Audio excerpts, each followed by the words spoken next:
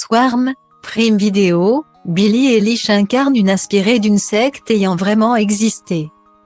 Billie Eilish fait ses premiers pas sur les écrans, dans un rôle plus vrai que nature dans la série Swarm de Donald Glover. Écrite par la fille de Barack Obama, Malia, la série met en scène une tueuse en série qui rencontre le personnage de la chanteuse. Membre d'une secte plus vraie que nature. On ne présente plus Billie Eilish, véritable prodige de la musique, la chanteuse de 21 ans ne cesse de surprendre.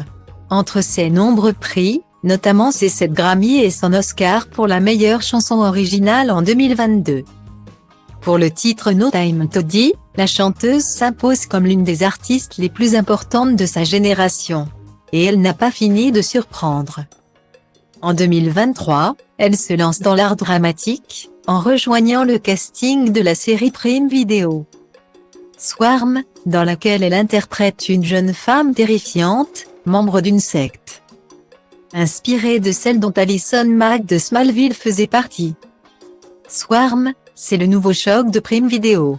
Compagnie écrite par Malia Obama, et réalisée par le rappeur et acteur Donald Glover. La série suit l'histoire de Dre, une jeune femme obsédée par une star de la pop nommée Nisha. Une obsession qui va pousser la jeune femme à entreprendre un voyage afin de retrouver sa chanteuse préférée.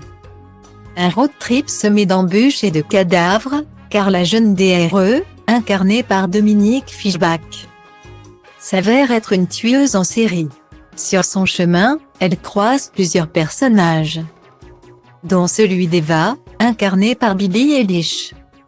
Si le personnage de Eilish marque les esprits, c'est à la fois à cause de l'interprétation de la chanteuse, mais aussi à cause des références à la secte NXIVM.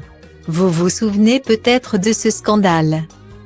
L'actrice Allison Mack, connue pour son rôle dans Smallville, avait été arrêtée ainsi que le leader de la secte Keith Raniere, pour esclavage sexuel et trafic d'êtres humains.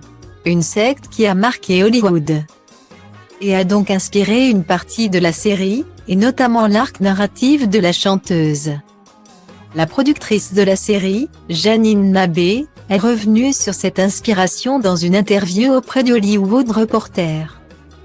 Il y avait une secte qui existait à ce moment précis, et qui était très présente, explique-t-elle.